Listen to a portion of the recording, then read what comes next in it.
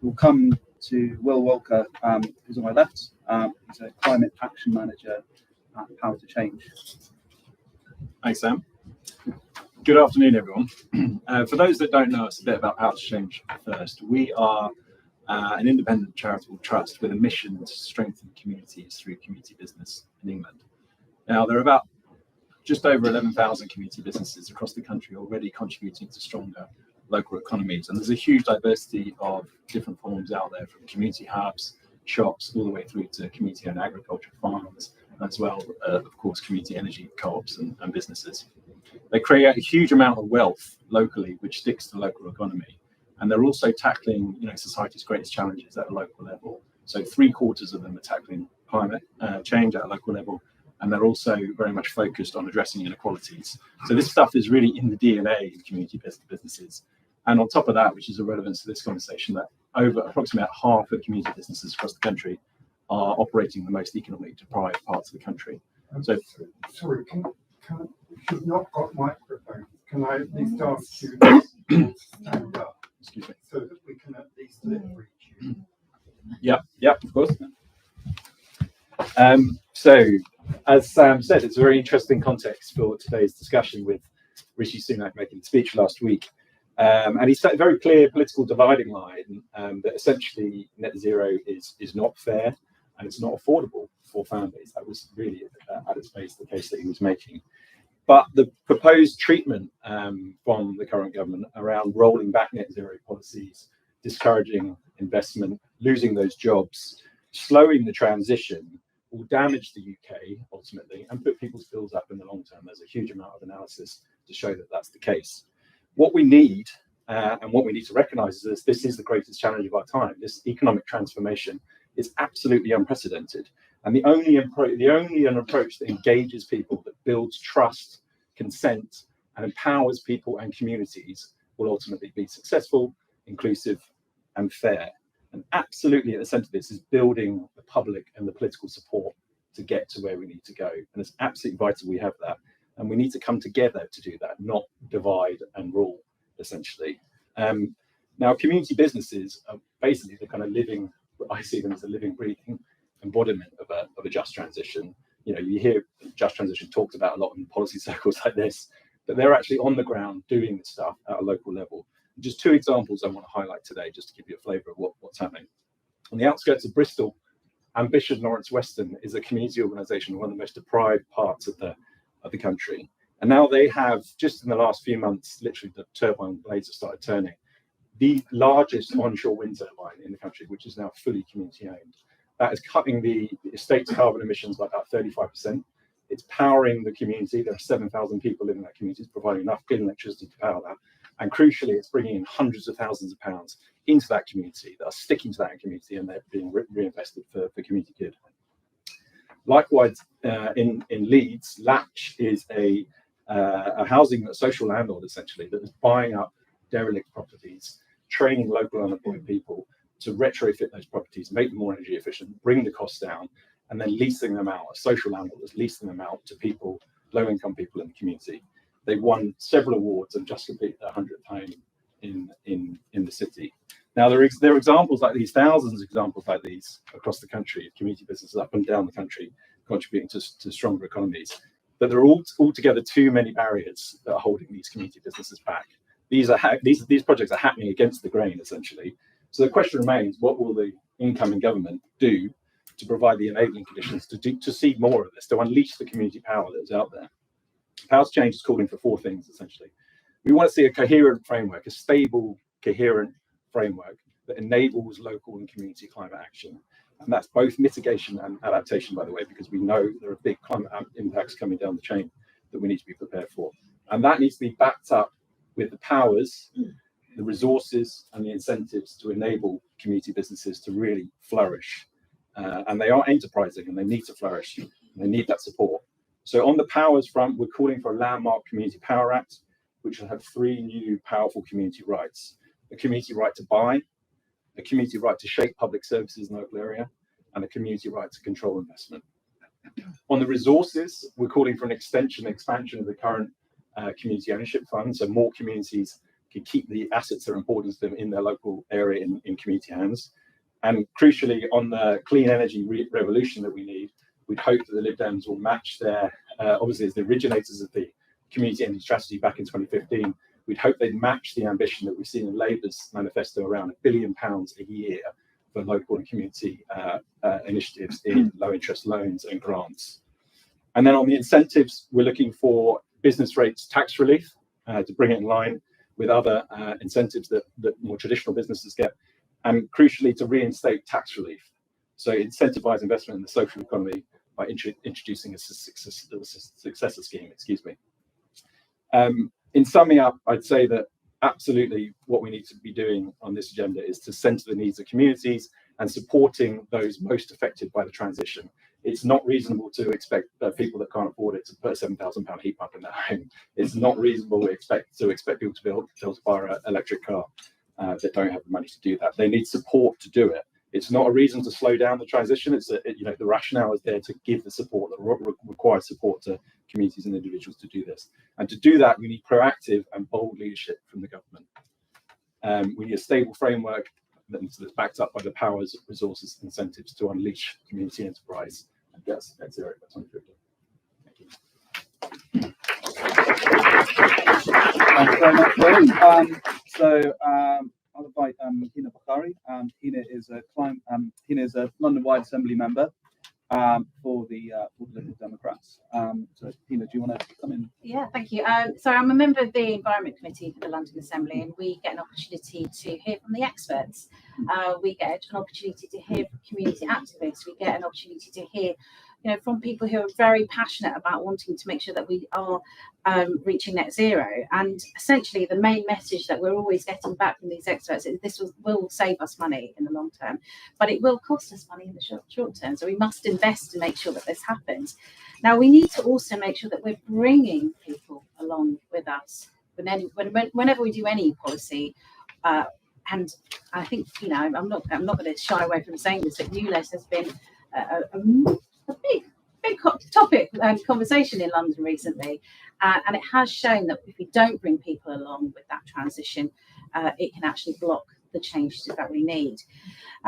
We need to help and support people, particularly vulnerable people who are going through some real challenges because of the cost of living crisis, through the green transition. We need incentives, but we also need education. We need to be able to explain the reasons why we need these changes, and essentially, for example, businesses, do need to know, what does it mean by green skills? What does that actually mean in terms of how they adapt their businesses? How do they train their staff? How do they go forward in their business? And ultimately, this all then ends with leadership. We really do need leadership nationally. We need leadership from our Mayor of London. We need leadership from our local communities and groups, and local authorities. And without that, we can't go forward. Now, if we have all of this this approach, we'll be able to revive some of the communities that are that are suffering, some former industrial communities that actually need some real boosting. We can bring back that community element that you were talking about, and empower neighbourhoods. We've seen during the pandemic that when neighbourhoods work together, we can make some real positive changes and work together. And we can do that by, for example, pedestrianisation, planting trees, decarbonising our buildings, making walking and cycling accessible, and empowering local government, and making sure that we allow for creative, bold ideas to come through these communities.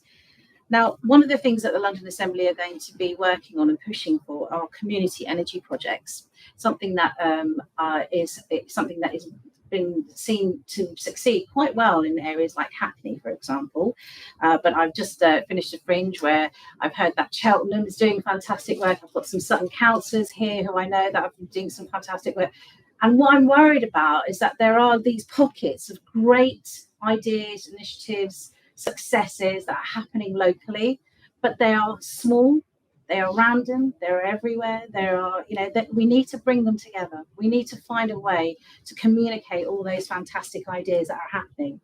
Now, Conservatives obviously have done this U-turn recently with their climate policies, and this short-term populism is a real worry. And again, at the last Fringe I was talking there was a real concern that politics is actually the problem here, why we're not moving forward, and maybe even politicians. I have to say, there was a it was a tense conversation, but I think it's a conversation that we need to have. I think ultimately it is leadership, but it's also honesty. It's honesty from all of us. It's honesty from the politicians who are going to be making some very challenging decisions.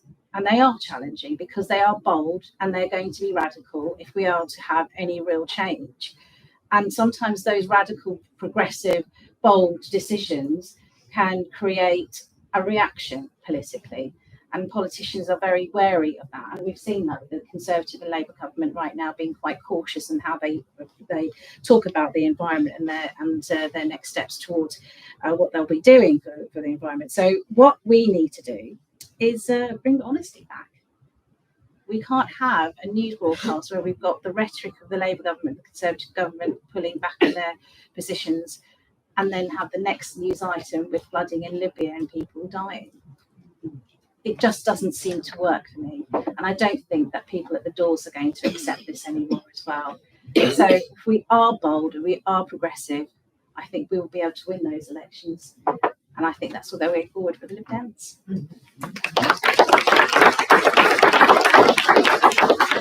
Thank you, Hina. Clear about the challenges there in getting the message out on net zero, but also very encouraging to hear some of the very positive examples that are already happening at the local level. So next, I'll invite Laura Hobhouse to take the floor. So she is the Liberal Democrat spokesperson for energy and climate change and transport. Yeah, thank you. And good afternoon. Very good to see you all. My voice is starting to give out, but I hope you can still just about hear me all. Net zero is not negotiable. I keep saying that now. It's not negotiable. Net zero will not go away, even if governments are trying to deny it. So for us, the most important thing is, as Hina says, is to be honest. About the challenges, but also to be honest about if you don't follow the science, what's going to happen to this world. So yes, it is about being that annoying, I call it Cassandra, the alarmist, the person who say, if you don't do this, your lives are going to be changed to irrecognizably. And we need to recognize that. So let's just not walk away from that uncomfortable message and that uncomfortable truth that has been around for a long time, denying it or sort of trying to say to people, we can't just afford it for the time being, as if we can just miss a bus and catch another one. It's just not an option. So let's not shy away from the uncomfortable truth, but also make it so that people understand what it is about, what they can do. Make it so that people understand the challenge without being afraid. I think that is the biggest challenge. And I go from fringe to fringe here. I heard another accusation about politicians. Usually you make messages so simplistic that they're wrong. I think for us politicians, it is about a very complex, very difficult issue to make it simpler without getting it wrong. And we all in the space of political communication are called upon to get that right. And therefore this discussion is very important. I would say it is very clear that people generally trust their local authorities most on advice, particularly. So take that into account. If you're a local councillor, local authorities are best placed. People don't trust industry and they don't trust central government, but they trust their local authorities. So a simple way is just to call for more funding to increase the expertise within our local councils to then sort of give the information that people need in order to, for example, understand how to improve their homes for energy efficiencies or when it comes to changing their energy sources. In order to not repeat a lot of things that have already been said, I wanted to just put one thing out here. We at our excellent Bath University always have got excellent research going on, and this one from Professor Lorraine Whitmarsh about the psychology of climate change and climate anxiety that is now developing amongst young people. Because a lot of young people understand that this is really affecting their future and could affect their future in a very negative way. And it really affects their mental health in a big way. So only to talk about that, to make sure that our young people are not being left completely on their own, worrying about their future. We have got an obligation to really address the climate crisis and do it in a positive way, but do it firmly. And actually do climate action rather than climate delaying and denying. There is absolutely support for net zero. It's out there. People are crying out for leadership, particularly for political leadership. Let's make our messages simpler. Let's make them clear. Let's not get it wrong, but let's get the message out there. We need to get to net zero. Net zero is not negotiable.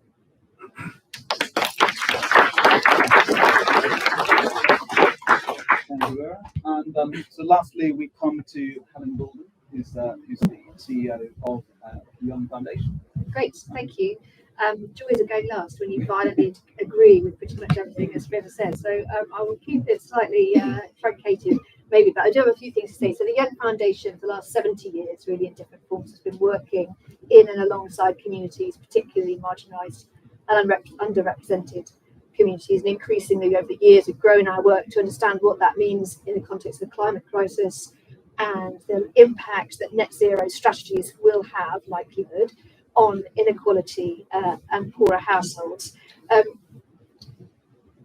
think what we need to really understand, I think we get it, right? But there is any action on net zero is basically an exercise in mass participation. So it is mass across every single sector: education, universities, private sector, schools, the state, citizens, civil society. And the best possible job that any government can do is to create the right conditions and incentives for all of that to flourish, and acknowledge that there is a form of mass localism at work, as well as big frameworks and leadership that happens at a national level. That means we need to understand the broad understanding about what issues we're facing. People need to understand how they need to act, and the barriers for those who are unable to act for different ways and reasons, whether that's affordability or because of the type of housing they're in, those are dismantled and taken away. That feels fairly straight obvious stuff. But that last point is super, super important. So there's been a few fringe events here today and yesterday where you've got people talking about the race to net zero and the importance of private finance and how critical that will be when you've got a really constrained public purse. But you can absolutely see a future where we end up with a really strong net zero commitment, and we have fundamentally made our society all the more unequal because we've left people behind with legacy technologies, with things, transport and opportunities to sort of no opportunity to essentially take advantage of green jobs and those sorts of new technologies. And that feels to me to be fundamentally important. We shouldn't get to net zero and end up in a worse place societally, which is it's entirely probable. If you look at the history of technological innovation, it's entirely possible that we end up in that area. So our job is to try and help that from not happening.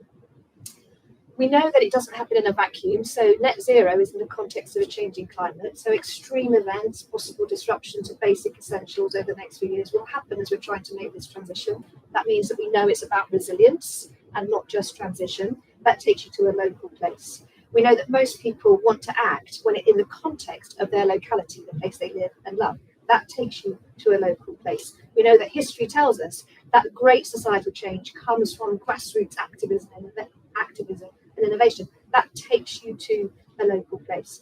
So I think that there's a huge argument for community power, and we're delighted to be part of the Community Act campaign as well.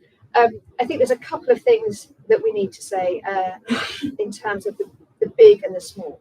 So trying to reconcile the big macro changes that need to happen across global and national governments and that very sort of grassroots community power. So it's a continued surprise to me, although maybe it shouldn't be given the sort of shifting sands of policy, but absolutely no public awareness campaign of how and why we should be acting. So if you are old enough to remember Y2K or the Millennium Bug or turning off the TV analog signal, these sort of small campaigns, you couldn't go anywhere without understanding that there was a Y2K problem, or that we're going to have to replace our television sets because of the turn off of analog.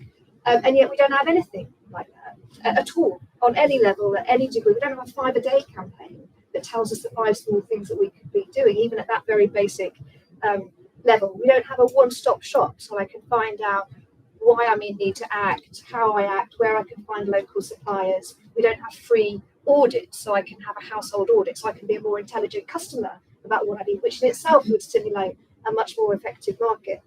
The other thing to say is that there is a very big and true narrative, which is that the kind of change that we need to make will only be made by big investments, big billion-dollar investments into our energy, into our infrastructure, into our transport, that big people and big institutions need to get behind a government. And that's really true.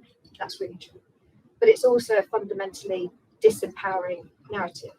And I end up in lots of conversations where community-led retrofit, community ownership, community energy is sniffed at. It's like, well, it's a bit small, it's a bit niche, it's only going to tinker around the edges. What we need is the big people coming in and doing it. And quite frankly, it's a bit messy and a bit risky, even though actually some of the biggest infrastructure we have are far more risky, one might argue. But it's that mindset of thinking it's marginal and niche and uninteresting that keeps it in that place, which means you don't get the policy attention, you don't get the levels of investment that flow into it, which means that what is seen as marginal retains marginal just because we think it should. So we need to develop much more local level, and we need to be able to reconcile by saying, no, we can aggregate opportunities together so you can get wholesale investment and support for initiatives that are operating at a really hyper-local context. I think we would also, maybe a final point really on the need for community involvement. So even if you were acting entirely instrumentally, we know that if you leave people behind and you don't involve people in decisions, even if they're very controversial decisions, you end up in a place where they can exercise a national muscle that takes us out of the European Union. So, there is big reasons, even at an instrumental level, why we should be listening and involving our communities more. We launched a piece of work with Waltham Forest a few months ago on 15-minute neighbourhoods. So how do you get people closer to the things that they love, want and need? Entirely sort of almost benign, let alone positive strategy. And that same week, you've got people in Oxford, and being co-opted by very extreme conspiracy theorists to tell us that actually this is all a big deep state idea to keep us locked in our own neighbourhoods. This thing is real. And if there isn't the level of thickening of trust between institutions and people, there will be an inexorable draw towards that, particularly as people are being asked to make difficult decisions if they don't understand completely why they're making it. So I'll probably stop there. There's lots to talk about how to sort of think about different access to finance, but we'll talk about that maybe later. Thank you.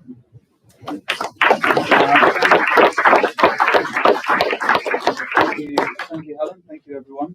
So before we jump into more of a free-flowing discussion, just want to, at the risk of some eyes rolling, just mention the C word for a moment: the cost of living crisis. So obviously, a lot of what we're talking about need a long-termist view, a long-term strategy, but there's obviously this tension with a lot of short-term pressures on the cost of living. So really just want to panel, does that change our approach to making these arguments on net zero, and should it change our approach? No. So straight in there with a no. No, it shouldn't. Ultimately, this is actually going to save us money and save the economy. And I like I say, I hear the experts coming back to me saying that this is going to solve so many problems with the cost of living crisis. I've just come from a fringe about warmer homes and the need to retrofit our homes, the need for insulation, and the fact that there are families out there who are desperately in need of this support because they're having to choose between heating and eating. So if we are to actually solve the issue of cost of living crisis, we have to do this as well at the same time. Reaching net zero will solve the economic crisis that we're going through. So it's a very simple answer for me. Will, do you want to? Yeah, I was just going to say we've got some kind of direct evidence on this because we've been working with about 137 community businesses over the winter around trying to navigate the cost of living pressures that are on them, and these are community businesses working in some of the most deprived parts of the country. And we've just had initial findings from some of our evaluation work suggesting that over 90% of those community businesses have developed or are developing retrofit and sustainable energy plans because they see that as an absolutely part of the solution to the cost of living. Long-term resilience in the communities. It's the only way. It's not investing in North Sea oil and gas, I would say, trying to squeeze out every drop of North Sea oil and gas. It's about moving away, transitioning away from these energy sources. And it's interesting that we're seeing that at the micro, local level and community businesses as well. Vera, you want to come in? I mean, net zero requires big government in terms of frameworks and ideas, but also we need government support, and particularly when it comes to making the transition fair. And we have forgotten a word like the public good, yeah? But the public good doesn't come about through marketization of everything. The public good comes from a state that understands where we are going. But this current government, 13 years of conservative government, have got completely forgotten this concept that there's such a thing as a public good or a public necessity. We need to get to net zero.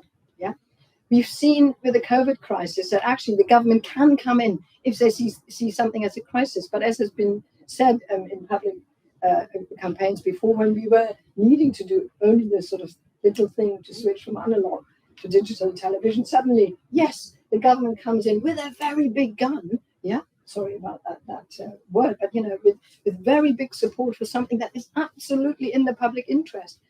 Fighting the pandemic was absolutely in the public interest. Net zero is absolutely in the public interest. Where is the state?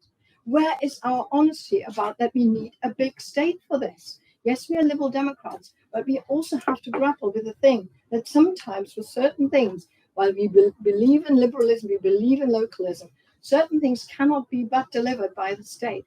And net zero, to my mind, is very much that. And, the Social Market Foundation will probably also recognize that, yeah? This is about a massive thing that we have to achieve globally. We have to achieve it on different levels. But unless we have governments that understand that, support, set the guidelines, but also give financial support, we won't get there. And then what? It's not negotiable. So can I build on that just very quickly? Because I think it is that, and it's also long-termism. So we've just spent in the last year, well, the government has spent £40 billion supporting households with high energy bills. That is a short-term acute crisis. And where that crisis presents itself, the money is found. Right? But when the next crisis comes along, of high energy crisis, is there going to be another 40 billion? And why wouldn't you use some of that money to invest in retrofit and energy saving for the people who are most affected by that? So it's the ability to reconcile not just the big and the small, how big state works with localism, but also how you can essentially meet acute need, but in ways that prevent those things emerging or coming up again in the longer term. But also people say it's much more expensive to ruin the planet than to save it. The long-term benefits of all of this are very, very clear. But at this minute, we need more from the state than we are currently getting. Great. So I'll now open it out to the floor. We'll take 3 questions at a time. So this lady at the front, do you want to go ahead? Yeah, sure. So Mary Bright from Phoenix Group. I've got one request for everybody that I'll finish with. But why I'm here is Phoenix Group is the biggest long-term savings pension company. We've committed 20 billion over 5 years towards net zero, which is great, but we want to be people powered. We want to invest locally, but we need local government to enable that. And the reason is, as a pension company, we invest for long term. We're about the long term. We don't need a fast buck. What we do need is to deliver security on those pensions for our 13 million customers. And that means we struggle to invest in very small local things. But with local government, we can create the securities that enable us to do that. And Lib Dems are brilliant at local government. So if we can work together, that's how you can get the 20 billion, the big money from big companies into small local investment. So that's my ask for local government to work with big business on big investment at a local level. Can I just add to that and say that there is absolutely, there's no, we were talking earlier, there's no shortage of money actually to invest in this, but being able to do wholesale investment into hyperlocal stuff is really hard. So you do need vehicles that actually offer the opportunity to do what you're saying, but also to leveraging all sorts of different kinds of money and blend some funds together to create multiple outcomes. And you know, have, I would, insofar as you can enable this, sort of investment decisions being made very locally, even though you've got really big investment going in. Completely agree. Yeah. So how we do that Yeah. is the question, and to explore that. Well, I've just got a real world example of that. It's great to hear you say that, Mary. There's an initiative called Community Energy Together that's out there now, raising community shares to purchase 7 solar farms, generating enough electricity to power about 13,000 homes, and critically deliver a £20 million community benefit fund. And this was an aggregated model, essentially, and they brought in 31 million from pension funds to do that, and I believe it's the first time it's been done. So there is a live example of this happening right now that we'd be happy to talk to you about, and that we can learn from. It's key. I agree. So Can I add to that? I might as well. you might be well, yeah. I think there's really good opportunities for you to use, you know, essentially the Mayor of London and that approach, because the access that the Mayor of London has is London councils and all of the local groups that you're saying. So if we use the mayors and all the metropolitan mayors in this way, I think businesses can work a lot better with their local authorities. One of the challenges, and I had a meeting with Port of London Authority recently, is that there are complexities, particularly for it comes, you know, for them, because of the river and the different responsibilities that each part of the river has for local authorities and different ownerships and who owns what. So that's the challenge. It's actually knowing who's responsible and who owns what and who's allowed to do what when it comes to local authorities. I think that's where businesses are really struggling to work out what they're allowed to do. That's when we need to have that government approach and consistency across all our local authorities to give that you know, just to support them to work out who pays for what and who's responsible for what. It is very challenging for people who businesses like yourself, because the Port of London Authority is saying, and also the Environment Agency have been saying to me as well, is that the government right now will not pay. You know, and that we are relying on private businesses, we're relying on businesses like you who've got the money to invest and make sure that we're achieving net zero. Vera, I don't know if you want to add. No, I've already talked quite a lot. Okay, so we'll take another round of questions then in the second row. So we're talking about a people-powered transition, but something that came across in the video was the sense of powerlessness that many people feel. And we know that with that can come despair and anger, which then leads to resistance to making changes, which is already a difficult thing for human beings to do anyway. They're by nature creatures of habit and keen on change, with the exception possibly politicians tend to be more liking change because that's what we go into it for.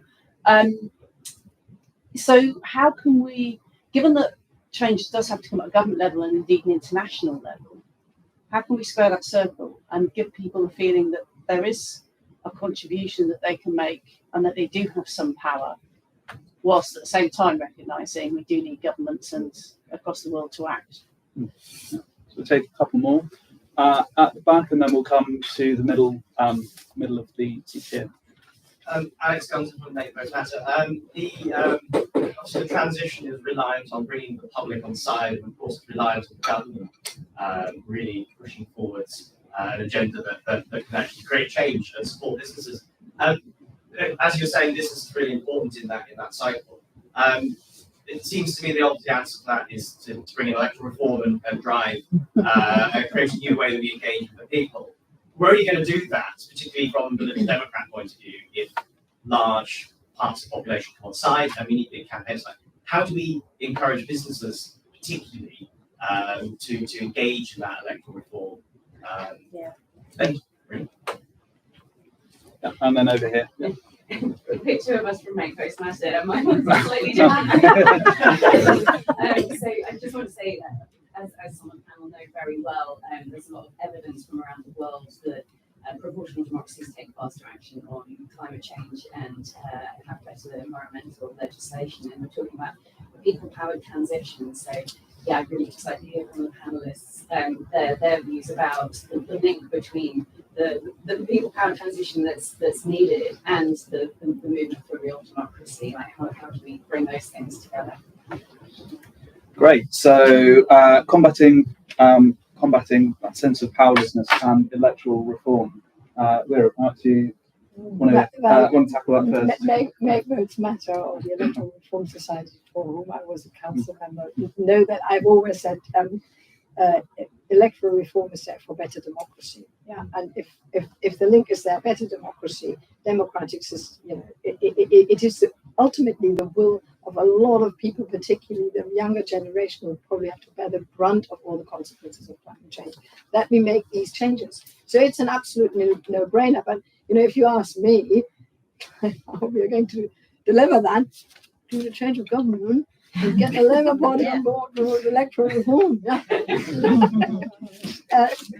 So that's the difficulties that we are still facing in that. But in terms of Claire, what you were saying about the frustration, the anger that then actually backlashes, I think you're pointing to the biggest problem that we have. Therefore, we need to make certain projects tangible, and which is why I think, for example, community energy is one of these initiatives that are so powerful in order to engage with people, because not only are there benefits for the community, but it is also a big persuader of people to sort of get behind net zero and understand what the challenges are in a positive way. So, I mean, any community project, absolutely, I'm a massive favor. I've been speaking so much about community energy. But again, what is the government doing about this? We have to remember that politics is about choices. We've got a government who simply, look at Rishi Sunak, just doesn't really think that climate change happens, it seems, or if anything, we can delay it. Well, that is just a terrible political choice. And the sooner we can get this government out of it, the better. Sorry, that shouldn't go on to your... We'll bleep it. No, don't.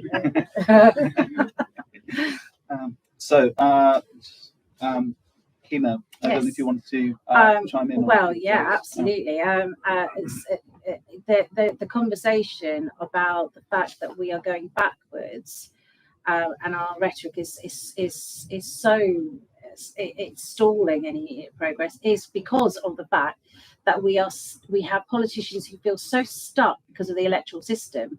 They're so worried, they're so concerned about not being able to win votes to get elected that they will not do anything radical, they will not do anything progressive, they will not do anything that actually helps people. This is a real problem. And so I absolutely agree, electoral reform will be the only way forward for us to have any honesty in this discussion and many other discussions. And when it comes to community energy and projects, obviously this, I know this is all your area, but it's also the what I like about this approach is the education element, is being able to get communities to understand the differences that they can make by making those changes. On business as well, I went to a recent conference of Business London. It was on the day of the announcement that Rishi was going to be making. The nervousness in the room, oh my goodness, it was awful. Everybody in London, all businesses, companies, financial institutions did not want to hear that. Did not want to hear Rishi Sunak's message on net zero and that shift away from 2030. So already we've got businesses who are working incredibly hard to make sure that they can reach these objectives. And I'm going to just talk very quickly about something that I'm passionate about, that I'm pushing in London at the moment, which is about a small thing, but it could make a massive difference. And please don't laugh, but it's all about cargo bikes. Has anyone been on a cargo bike? Love them. And it's a small way of me just really pushing the fact that businesses can adapt and change in a small way, but actually it helps their business. It improves the environment. It decreases the number of cars on our road, particularly in cities in London, where we don't need to have too many vans out and about. Actually, those cargo bikes can get through London a lot quicker, and it's the way forward. So there are things that are happening already that we just need to make it bigger and wider and shout about more. Lib Dems will do this, and we're doing it already. We're doing it in the London Assembly, we're doing it locally in local authorities, we're doing it with Vera and in Parliament. We're on message and we're getting there. It's just that we need to make sure that people realise that on the doors when they're voting, that we can make that change. Can I ask you a question? Can I ask you a question? Has anybody in this room got a ground source heat pump or solar panels? 4%? Five people. Excellent. So you'll have very first-hand experience of what that looks and feels like. Just wants to come back to your point about how to stop feeling disenfranchised when big stuff is going on. For me, it's like there is definitely something about the empowerment it must feel if you're at a household level and you're able to put in a heat pump and know that you've got a sense of resilience in your household. As climate change takes hold and we experience more extreme weather events, that might be increasingly uncomfortable, that you see people that have got stuff and you haven't.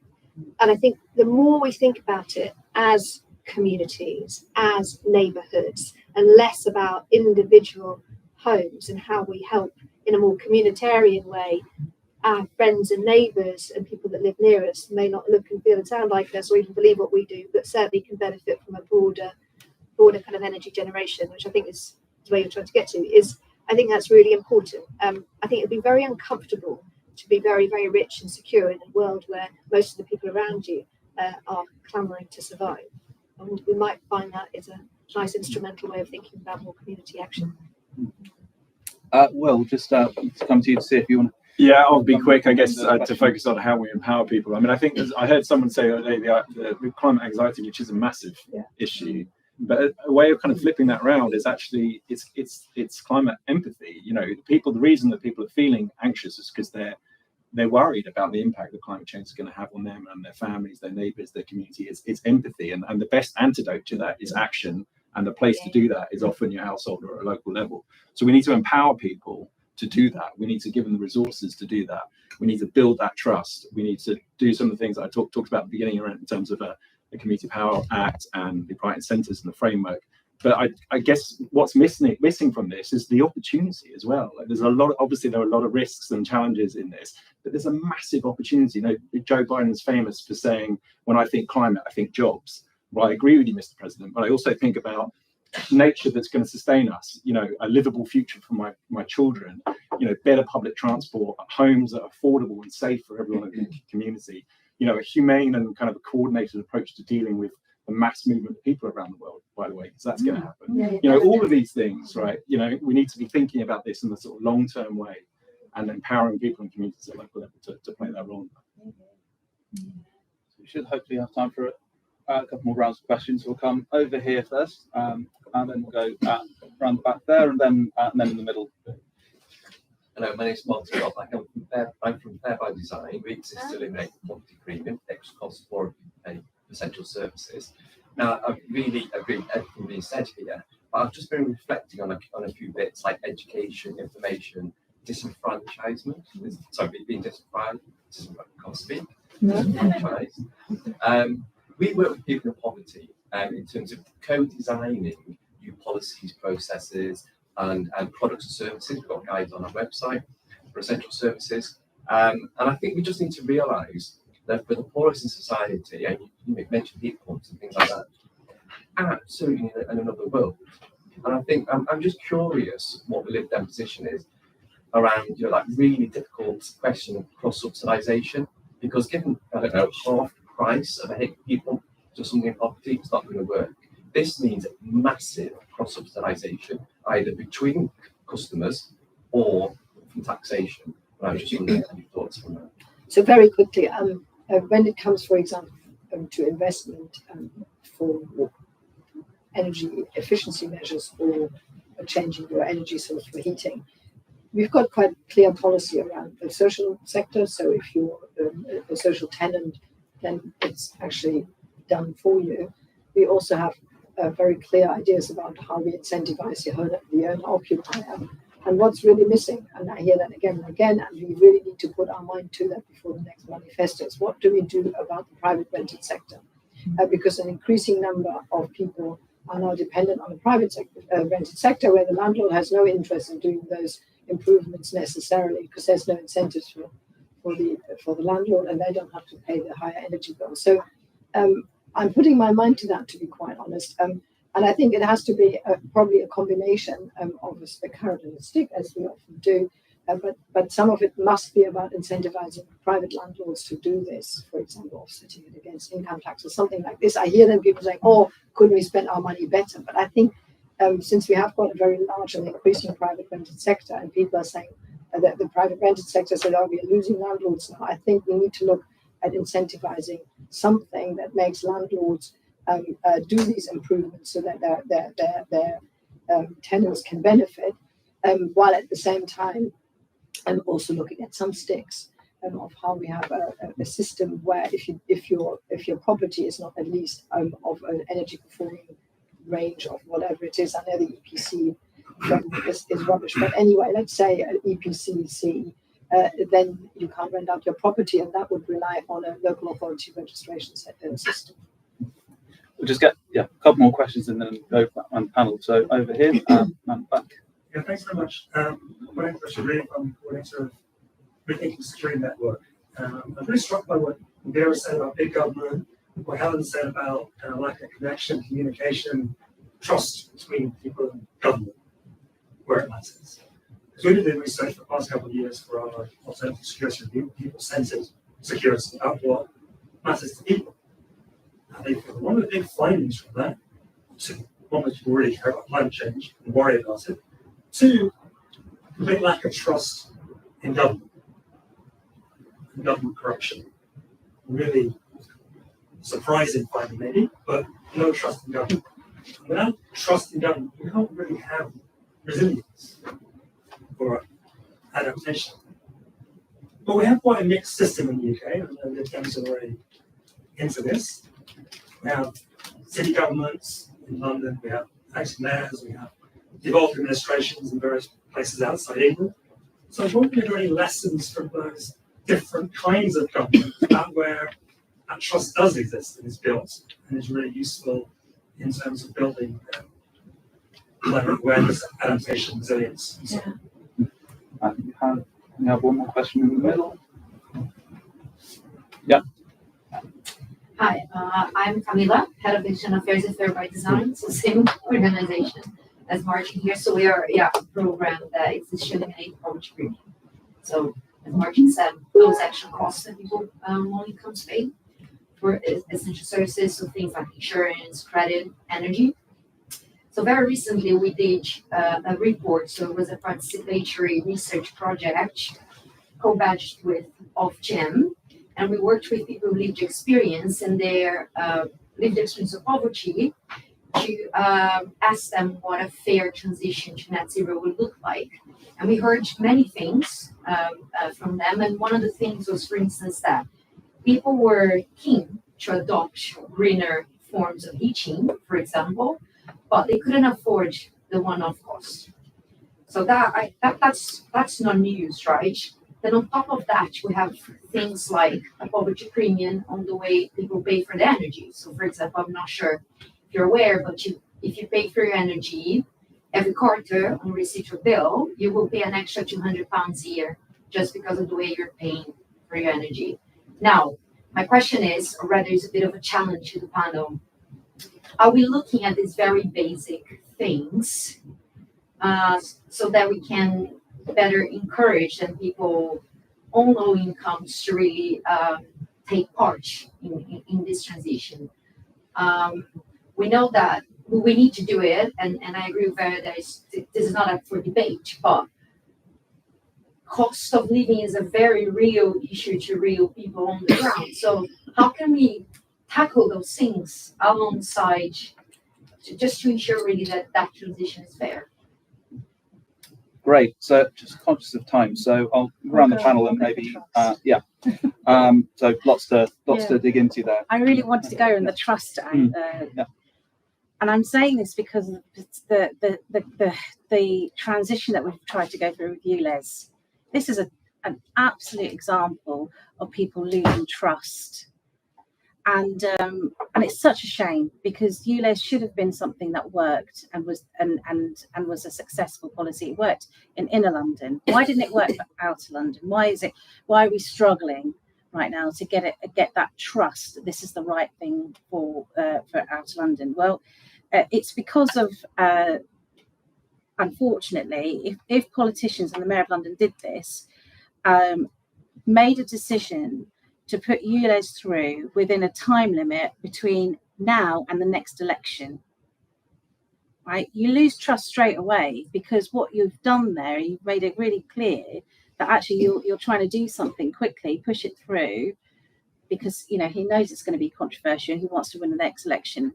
ULEZ before in the inner London was long term. It had lots of time. There was lots of time for people to get used to it, lots of education, understanding why it was going to work, how it was going to work, and there was a structure already in place with inner London having a good transport system, and it was going to work. And then within the outer London situation, the lack of trust was built on the facts that, and Sutton knows this, cuts to buses. Right? If you do one thing, make a cut to public transport, and then say to people, now you can't use your car, you lose trust. And that's the problem. We can't have green transition and this transition that we all want if you do one thing that makes it more difficult for those people you were just mentioning who are struggling with the cost of living. It has to be fair. It has to be communicated well. It has to be done in a way that is enough time for people to make that transition and that shift. You have to invest properly before we do these decisions that are going to really make a massive impact on businesses, for people who are carers, for nurses who need to get to work, for teachers who can't get across the border because they live outside of London and have to come in. There are so many issues there, and that's the problem. Now, I think that the Mayor of London wasn't honest, essentially, and he should have been more honest with everyone and said, this is going to be hard, this is going to take a long time, this is how we're going to do it. We might struggle a little bit here and there, but it wasn't like that. And I think that's the issue. That honesty that I talked about and Vera's talked about is needed for us to have that real transition. Helen, I don't know if you want to. Well, I agree with you to a certain extent, but I think the idea of suddenly paying nothing a month to £240 a month just by dint of getting in your car and paying £60 a week, I think I would have put it far lower. I think that it may be about political expediency, but also I think just like affordability of being able to do that and go to naught to whatever is £240 on an average month. It's just incomprehensible for most people who have to get a car in outer London.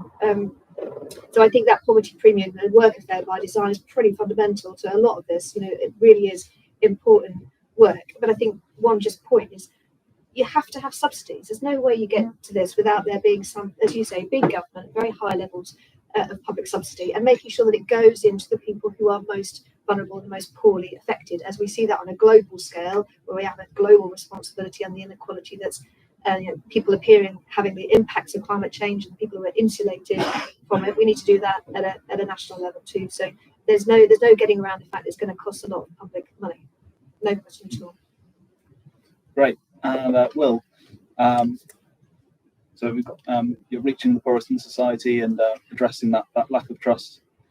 So on the lack of trust point, I'll be very quick because I know we're out of time, but I'd encourage you to look at the model of local climate commissions, which have taken place in several places around the country. And the idea of bringing, public, private, community, third sector partners together, essentially to design and commission and deliver climate action in the local community in a kind of coordinated way. And I think, that sort of model is absolutely needed at the local level, as well as, the right framework at the national. I think on the kind of one-off costs and the short-term investment, we absolutely can't shy away from the fact that it's huge. We know that the benefits over the long term will accrue, and the net benefit for a transition net zero will be definitely be positive. But there's a massive short-term investment, And I guess the elephant in the room, maybe it's not an elephant in the room, and this is certainly not power to change policy, but fossil fuel subsidies, big business, there's a way of financing this that I think we need to look seriously at. Fantastic. We'll give the last word of this event to. Oh my goodness. No pressure. Well, I stand up again because I remember that you can't all hear. So I said net zero is not negotiable, and there are some sort of scary messages around that, but that's the last thing that we need, that we are scaring our population. So it is about clear leadership, but also about positive messages that we can put out there. So I'd say for us politicians, it's about not being timid. Not being timid about the consequences. Be bold, but be positive about that. We can do this. I think this has been said time and again. We actually know what to do about net zero. The solutions are out there, but it is about political choices. And we need to hold a government to account that is currently failing on making the right choices. And when we are in government, if we are in government, but those who are in government and how we support a government as Liberal Democrats, to support those right choices, it's absolutely out there. We can do this. Let's be positive. Let's be bold, not be timid, not always retreating from what we actually believe is the right thing to do, and get a message out there. Yes, net zero is not negotiable, but yes, we can achieve it too, and we can do it together. We can do it in an equitable way. I think that's the most important thing, probably, for all of us here, that we make this transition fair, and we keep saying that as Liberal Democrats too.